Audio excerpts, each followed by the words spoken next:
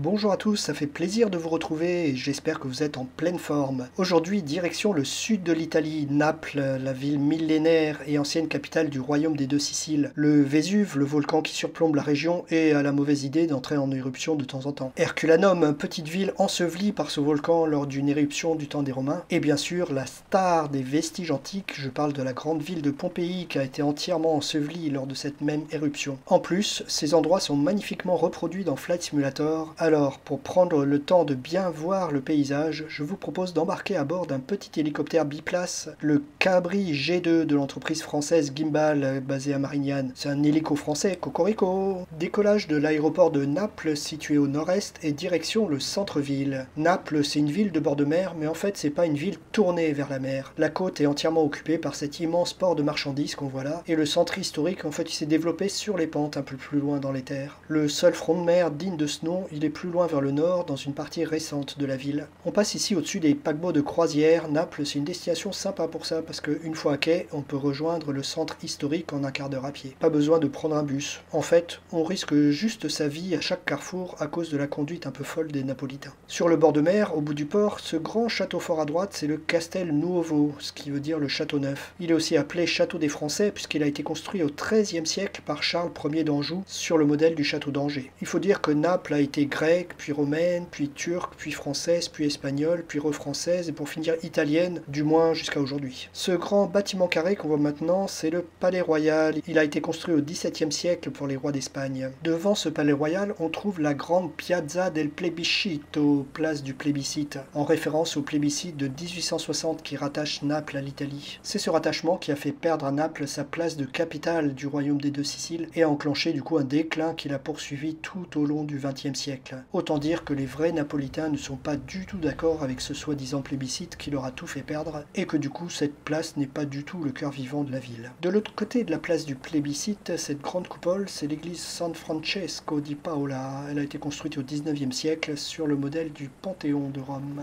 On revient maintenant vers la mer pour voir au bout de cette pointe une grande forteresse. C'est le Castel del Ovo, le château de l'œuf. Selon la légende, le poète Virgile, qui comme vous le savez a vécu à l'époque de Jésus, aurait caché un œuf sous ce château. Et si un jour cet œuf est trouvé et cassé, alors tout Naples sera détruite par un tsunami. Ceci dit, cet œuf a maintenant 2000 ans, donc pas sûr qu'il en reste grand chose. On arrive ensuite sur la partie nord de la ville, où on trouve le seul bord de mer un peu sympa. Cet endroit regroupe les hôtels de luxe et les quartiers huppés. On voit à droite un grand parc sur ce bord de mer. Il s'appelle Villa Comunale et abrite un petit zoo. On va rapidement aller jeter un œil quelques kilomètres plus loin le long de la côte nord. Cet îlot connecté à la côte par une digue, c'est l'isolotto di Nisida. Ensuite, on a une baie et derrière Pozzuoli, on va trouver un volcan plat mais dangereusement actif en ce moment. Ce sont les champs flégréens. Ça ne ressemble pas à un beau volcan en forme de cône, mais toute cette zone est en fait actuellement active avec des petits tremblements de terre qui annoncent une éruption. Cet endroit blanc sous notre hélicoptère, c'est le Solfatare, le cratère de ce volcan atypique. Toute cette zone est actuellement interdite d'accès à cause de ces risques éruptifs. Mais Pascal Airlines n'a peur de rien et vous permet même de fouler ce sol menaçant d'exploser à tout instant. Allez, fini de rigoler, maintenant retour vers Naples en passant un peu plus à l'intérieur des terres. Ce château à gauche sur sa colline, c'est le Castel Sant'Elmo du XVIe siècle, dominant la ville et la mer du haut de ses 250 mètres d'altitude. Son intérêt touristique, c'est moins dans le bâtiment lui-même que dans la vue à 360 degrés sur toute la région et sur le Vésuve au fond. Collé à cette forteresse, le bâtiment un peu plus clair avec des fenêtres, c'est la Certosa di San Martino, la chartreuse de Saint-Martin. C'est un magnifique couvent du XVIe siècle qui abrite aujourd'hui un joli musée sur l'histoire de Naples. Cet ensemble marque le début de la ville historique, la ville grecque Néapolis. Néapolis, ce qui veut dire la ville nouvelle en grec. Nom qui a été déformé au cours des siècles simplement en Naples. Vu d'en haut, cette ville fait dense et hétéroclite, et en fait c'est encore plus vrai quand vous êtes au sol dans la vraie vie. C'est un enchevêtrement de rues étroites et pleines de vie et de magasins. L'avantage en hélicoptère, c'est qu'on risque pas de croiser un scooter qui zigzague à fond entre les piétons en klaxonnant au lieu de freiner. Cette grande église à toit vert, c'est Santa Chiara à Sainte-Claire. Cette église est surtout connue pour son cloître du 18e qu'on voit à droite de l'église. Alors c'est difficile à voir depuis ici, depuis un hélicoptère, mais en fait ce cloître il est entièrement décoré de faïences colorées. C'est à la fois très beau et très original. Allez, c'est reparti. Petite boucle par le nord du centre historique, ce grand bâtiment maintenant qu'on voit un peu rosé, c'est le musée archéologique national. Il est vraiment très intéressant si vous vous intéressez à l'époque romaine, car c'est ici que sont présentés tous les objets découverts à Herculanum et Pompéi. Ça va de la vaisselle, aux outils, aux armes, mais aussi des gigantesques statues de marbre, ou encore des morceaux de fresques et des grandes mosaïques démontées pour ne pas qu'elles s'abîment sur les sites. Et d'ailleurs, si maintenant on allait voir ces sites historiques, pour ça, on va quitter Naples, direction le sud-est, d'abord vers cette montagne qui domine toute la région, le Vésuve. Un petit coucou en passant au-dessus de la gare principale de Naples, là sous l'hélicoptère. Le Vésuve culmine à 1277 mètres, mais son profil a pas mal évolué au cours des siècles. Avant l'éruption de 79, il avait, paraît-il, une forme conique jusqu'en haut. C'est du moins ce que disent les historiens. En fait, on n'a pas retrouvé de photos de l'époque. C'est lors de cette éruption, à l'époque romaine, que tout le haut de la montagne a explosé, d'où les destructions sur des kilomètres. Depuis, le Vésuve a gardé cette silhouette de cône tronqué. Il est entré en éruption pas mal de fois au cours des siècles, mais jamais aussi fortement qu'à l'époque de Pompéi. Sa dernière éruption date de 1944 et depuis,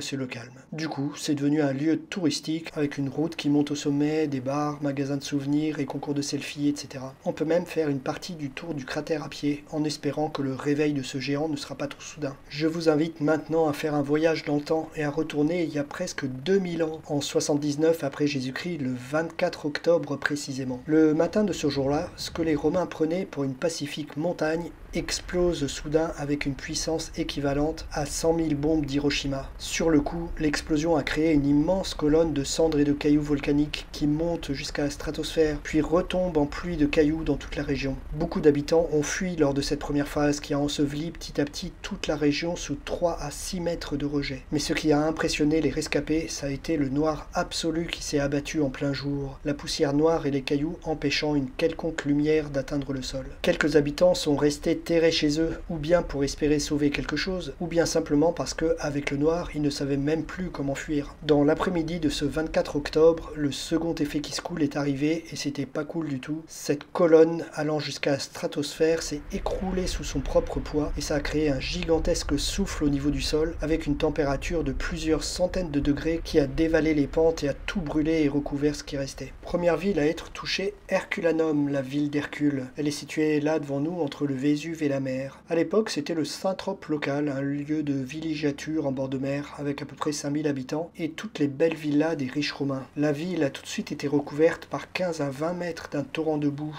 qui a finalement tout protégé du reste de l'éruption. Du coup, les vestiges sont beaucoup mieux conservés qu'à Pompéi, mais par contre, la zone visible est petite. D'abord parce que la ville d'origine était elle-même petite, et ensuite parce que les 3/4 de l'ancienne ville sont encore ensevelis sous les immeubles qu'on voit là-bas. Pour la petite histoire, les premières fouilles à Herculanum ont été faites par tunnel, vu la hauteur de terre au-dessus des ruines. Côté mer, les ruines commencent par la plage antique avec des boutiques et hangars à bateaux. La mer elle est maintenant assez loin, mais cette distance correspond aux coulées de boue et de lave de l'éruption de 79. Ces ruines s'articulent autour de 2 rues en croix, plus les 2 rues parallèles qui marquent la fin des fouilles. Sous l'hélicoptère, légèrement à droite, on voit la grande cour rectangulaire de la Villa des Serres, c'est la plus belle maison de la ville. Allez, on va maintenant essayer de se poser dans l'esplanade des thermes. Il faut savoir que du temps des Romains, les thermes c'était d'abord un lieu de sport avant d'être un endroit où se laver et rencontrer du monde. D'où le fait que les thermes s'articulaient autour d'un grand terrain de sport ouvert, et les bains eux-mêmes, ils étaient sur les bords, hommes d'un côté et femmes de l'autre. On va reprendre un peu d'altitude et repartir le long de la mer vers le sud pour aller trouver un peu à l'intérieur des terres les ruines les plus connues du monde, Pompéi. La moitié de ce que nous savons du monde romain, les historiens l'ont appris grâce à Pompéi. Alors, si Herculanum était Saint-Tropez, Pompéi de l'époque c'était plutôt Hong Kong ou Singapour. C'était une plaque tournante du commerce international entre Afrique, Moyen-Orient et Europe. C'est ça qui explique que la ville était grande, environ 25 000 habitants, et riche avec d'innombrables villas luxueuses enchâssées dans des rues commerçantes qui on imagine étaient noires de monde. À une époque où tout le commerce circulait par bateau, Pompéi n'était pas directement sur la mer, mais avait un grand port fluvial qui donnait lui-même sur la mer en quelques kilomètres. Ici, on arrive justement par l'ancien port fluvial qui est protégé de la ville par un rempart et par la Porta Marina. Après être entré dans la ville, ce grand rectangle, c'est le Forum, l'épicentre des activités de la ville. Comme vous le voyez, il est orienté en direction du Vésuve, là-bas au fond, parce que cette montagne à l'époque était vénérée. C'est elle qui apportait des riches terres pour les cultures dans toute la région. Autour de cette grande place, de ce forum, on va trouver une basilique, 2 grands temples ainsi qu'un marché couvert. Sur le forum lui-même, du côté du Vésuve, on trouve le Tempio dei Giove, le temple de Jupiter.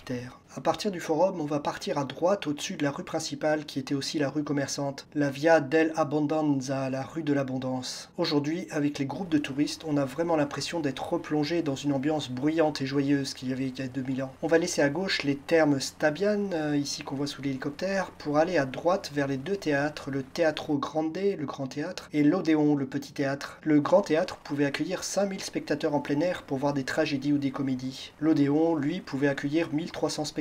Il était plus petit, mais il était protégé par un toit en bois pour assister à ses concerts ou des mimes. Il reste plus grand chose des grands murs de scène de ces théâtres. Il faut se souvenir qu'à l'occasion de l'éruption de 79 après Jésus-Christ, tout a d'abord été recouvert de 3 à 6 mètres de cailloux, avant qu'une nuée ardente brûle et casse tout. Du coup, dans tout Pompéi, il reste plus grand chose au-dessus de 3 à 6 mètres du sol. Par contre, dans toutes ces boutiques et villas qui défilent sous l'hélicoptère, c'est cette pluie de cailloux, cette couche de cailloux qui a protégé les mosaïques et les fresques murales, et qui nous permettent aujourd'hui encore de les admirer avec tout l'éclat de leur couleur d'origine. Sur la gauche de la voie de l'abondance, on peut voir tous les terrains pas encore fouillés, et dire que sous ces monticules de terre, il y a certainement d'autres magnifiques fresques et mosaïques, mais le site coûte déjà tellement cher à entretenir qu'il vaut mieux laisser ses fouilles aux générations futures. Nous voici maintenant au bout de la ville, petit virage à droite, et voici le grand amphithéâtre, le plus ancien du monde romain qu'on puisse encore voir aujourd'hui. Il pouvait accueillir 20 000 personnes, soit l'équivalent de la population de la ville. Alors on parle aujourd'hui des hooligans, mais à l'époque c'était pas mieux. En 59 après Jésus-Christ, une bagarre générale a éclaté autour de cet amphithéâtre à la suite d'un combat de gladiateurs. Si bien que Pompéi a été interdite de tournois pendant 10 ans. Cette bagarre sanglante a été peinte sur une fresque qu'on peut encore voir dans une des maisons de Pompéi. On va maintenant faire demi-tour et retraverser la rue de l'Abondance. Plus loin, on trouve les quartiers nord de Pompéi en direction du Vésuve. C'est un endroit avec beaucoup moins de touristes, mais quand même quelques villas splendides à visiter. Si vous voulez laisser votre imagination vagabonder 2000 ans en arrière, loin du bruit et des touristes, flâner dans ces rues en fin de journée, c'est simplement magique. Il va maintenant être temps de terminer notre tour de Naples, Herculanum et Pompéi. L'avantage d'un hélicoptère, c'est qu'on n'a pas besoin de piste d'atterrissage. On va donc se poser sur le parking à l'extérieur. Comme ça, vous pourrez aller flâner un peu dans les ruines de Pompéi. Je vous remercie encore pour votre fidélité. N'hésitez pas à faire connaître cette chaîne autour de vous et à très bientôt sur Pascal Airlines,